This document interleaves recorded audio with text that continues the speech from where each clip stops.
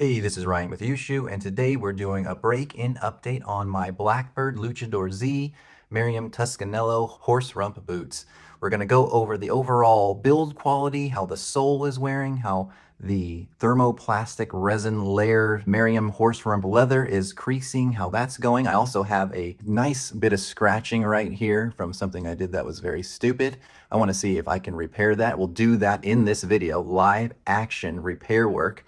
And then we're going to talk about, I might have said this already, but the creasing on the vamp with the clicking of the boots and the sizing. And we'll also talk about how the soles are wearing, which is not that groundbreaking because this is a tried and true Dr. Sole cord sole. So that's what we're going to be talking about in this video. If you're interested in buying a pair of these, see the link below. I might have an affiliate link by the time this comes up. I might not. It's kind of up in the air, but it doesn't matter.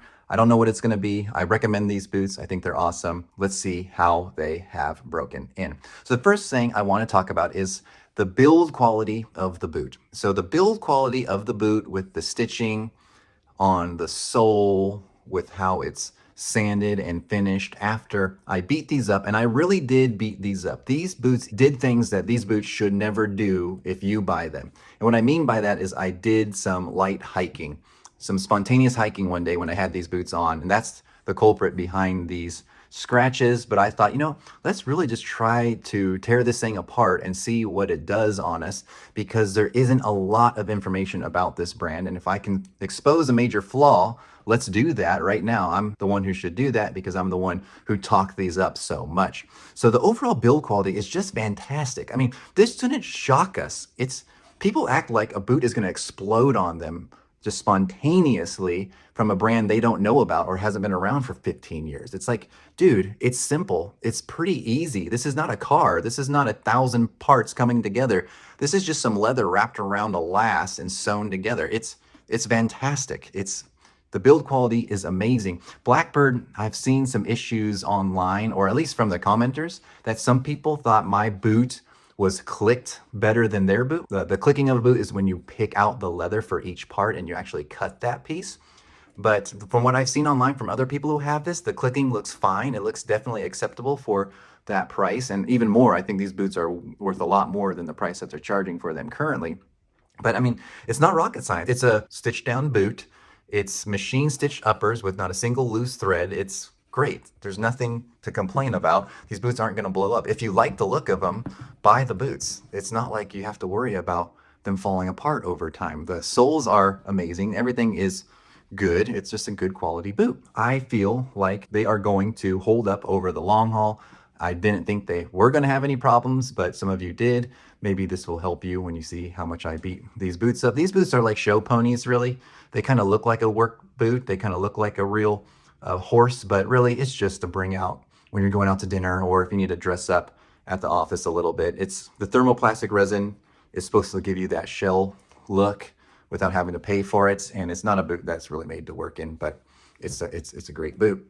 The sole, I mean, do I really even need to talk about this? It's one of the most popular soles you can get with the boot, and it's wearing great. I mean, nothing out of the ordinary. It's attached really well. I guess that's the one thing we can talk about here, is how well is the sole and heel attached to the boot. If there was a failure there, that would be a problem. But again, it's great. And if you want to know more about this overall boot and a review of it, I've done 2 videos of it already. And on those videos, I have like on feet footage too. So go check out those videos if you want to see a little bit more about the boot. But it is really looking good. The sole is fantastic. The stitching is fantastic. You see, oh man, I just noticed that.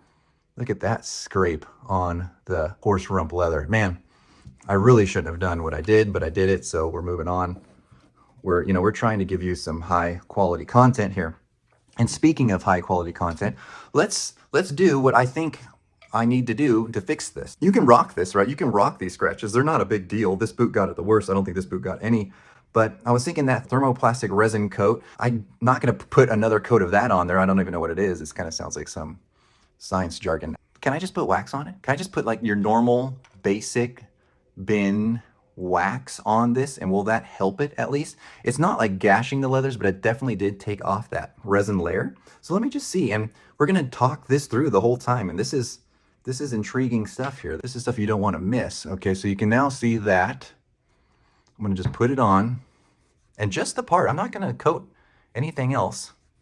We're going to see what happens to those gashes. So far, you know, looks like it's covered them up. That one's a little bit more gnarly than I thought. So let's do that one too. Get a little wax here. We're not doing a shine on this boot. We're just seeing if you have gashes in your Maryam Tuscanello Horserump, can you kind of work them out? Because this is a boot where you don't really want gashes. Let's just be honest. This isn't a boot that you're going to hike in unless you're an idiot like myself. All right, I put that coat on. We're going to talk through it, let it dry, then we'll buff it and see what happens. That's just one coat. That's all I'm going to do for this video. If I need to do more, I'll tell you about it. Okay, let's talk about creasing. So this is the one issue I had with the boot, and it's going to come to the vamp creasing. You can see how that is looking. Looks really good. You have a very large toe cap, an Iron Ranger-esque size toe cap. So what that does is it kind of pinpoints creasing to one spot. Right? You can see that there. Even that toe cap is creasing a little bit right there where the broguing is at, which that doesn't really bother me. If the toe cap was forward a little bit better, that might be better, but then it might change the overall aesthetic of the boot. This is fine, but now you have more accentuated creasing right in this small section. So my right boot that I'm showing you, it's totally fine. It looks good. It's giving you that signature Horserump creasing. This is great. No problems with this. My issues came a little bit in this boot and how it decided to crease. So if you can see how the crease line goes back a little bit, while the crease line is actually right in front of the cap toe in this one. Just that, you know, 1/4 of an inch farther back kind of dug into the top of my foot. And you know, this is a veg tan leather, so this isn't some buttery soft Chrome XL leather. Because of that, it would really kind of jab into the top of my toe.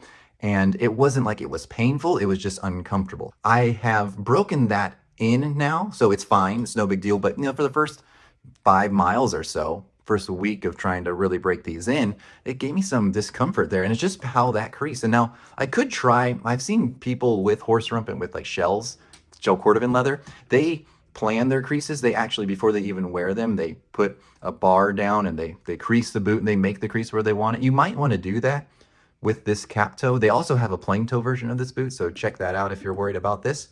But that's just one thing to note. The creasing is beautiful. I love it. It's exactly what I want out of a Horserump leather. It's just, it was a little bit uncomfortable while breaking this in, and that is accentuated by the fact that this is a veg tan leather, which veg tan leathers, for those who are new here, tend to be stiffer rather than buttery soft.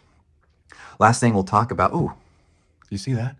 I see some more scratches. Okay. You know what? No, I'm not going to worry about it. We're just going to deal with that boot.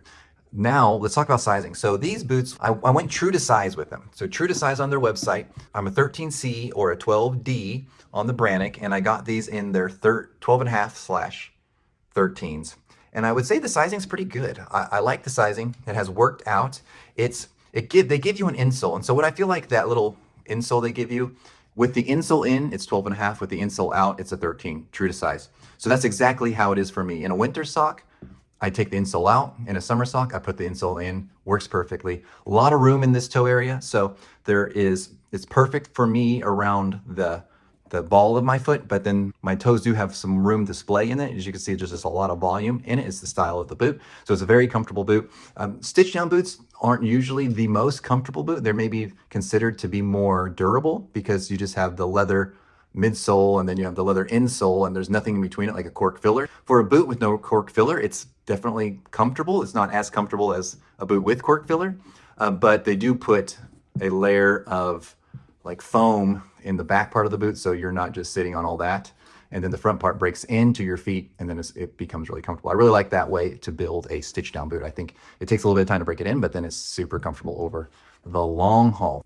Now that we've gone over everything, and then this leather is super stiff. Like I've said 100 times before in this video, if you're looking for something that is going to be buttery soft like a Chrome XL, you just don't get this leather. If you're looking for something that's going to crease really awesome, it's going to develop a seriously cool patina over time, this might be the leather that you get. But what I'll do now is I'll grab a horsehair brush, I'll buff that out, see how it looks, and see if I have found the secret to repairing TPR Horserump leather. Glock wipe. Okay, before I share with you the results, I just want to remind you that I have done nothing to these boots. I haven't conditioned them. I haven't done anything. I have just worn them. And now the first thing I've done to them is that little bit of wax you saw me apply.